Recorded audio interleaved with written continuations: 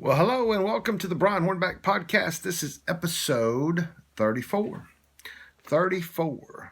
So, hope you are having a good time here as we adjust some cameras for the YouTube. If you're not, hopefully, wherever you're listening to the Hornback podcast is good for you.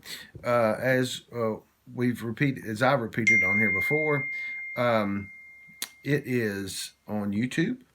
It's on Anchor FM. It's on iHeart. It's on uh, Apple. It's on Spotify. It's on Google. It's on Radio Public, Pocket Cast, Breaker, and of course, where we manufacture and store this podcast is on Anchor FM, and we appreciate our folks at Anchor FM for allowing us to do that.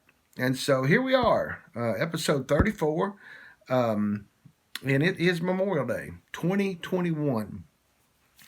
And Memorial Day means a lot to me. My dad had a brother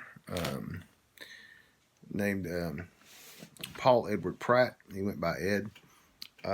He gave his life at a very early age on foreign soil. And so that's always meant a lot to me. But let's talk about Memorial Day. When I was a junior or senior in high school, at Carter High School, I'm wearing the hat, the 100-year hat from 2015.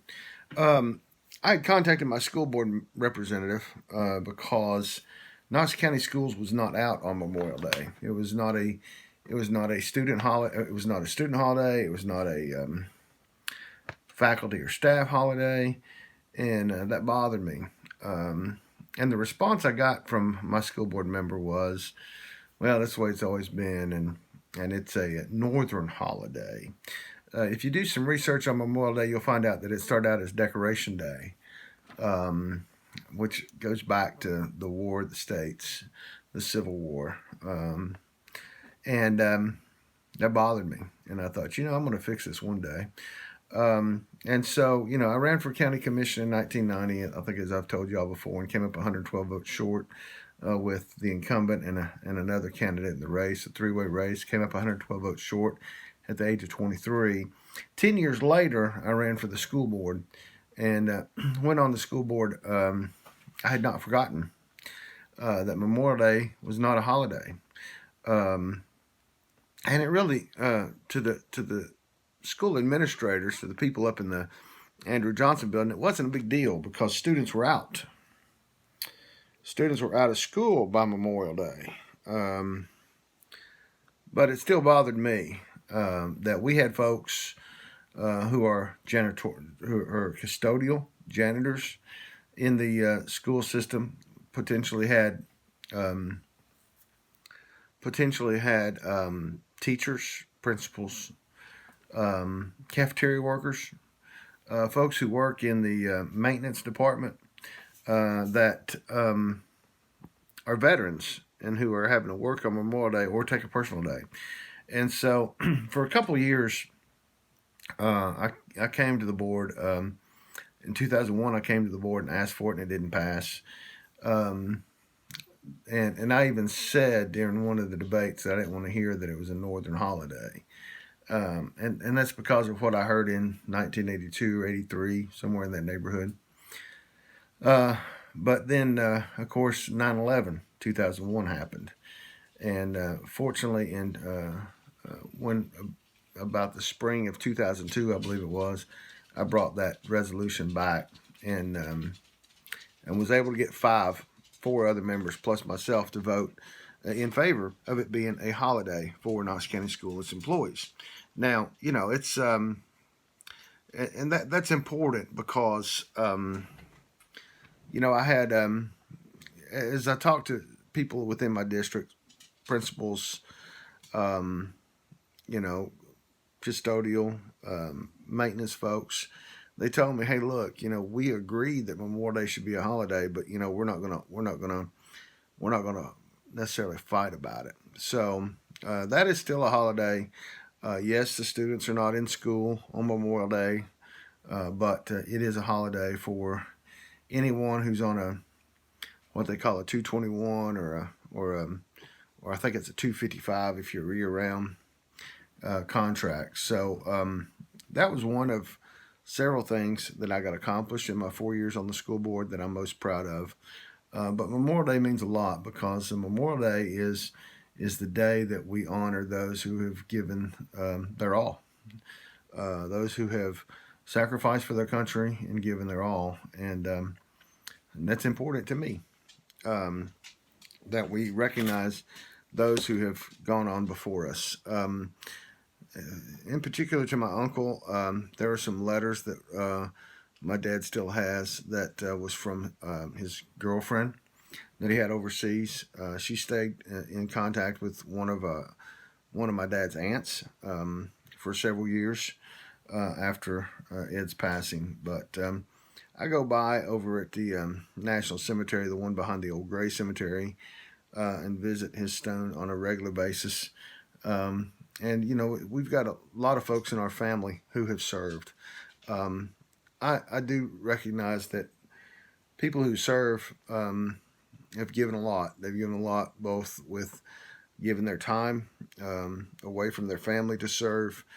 Um, but you know, I don't think that we should, as a politician or as a podcaster, I'm not going to um, I'm not going to use that sacrifice to make myself look good, and that's the problem I have with certain politicians and certain people, is that they always talk about veterans. They always talk about veterans. They always talk about veterans. They always talk about people who gave, who served, but their votes and their actions don't reflect it, and that's a problem. You know, a wholehearted. I don't think I know. I've never told this story about Memorial Day, and this is now 2021. And so my actions in helping to pass that was in 2002 or 2003.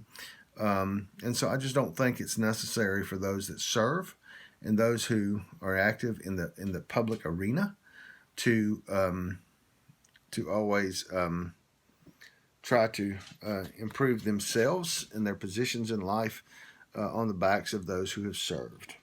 You know, we've had a pretty active week here in Knox County, and there'll be another podcast to talk about that. But we last week, Andrew Roberto officially kicked off his re-election campaign. Tomorrow, Christine Cruz, a candidate for Knox County Commission at Large, seat 10, will kick off her campaign. The city and county have passed their budgets almost a month early. They don't have to be passed until June 30th, but they both passed them in May. So, you know, it's kind of business as usual in Knox County.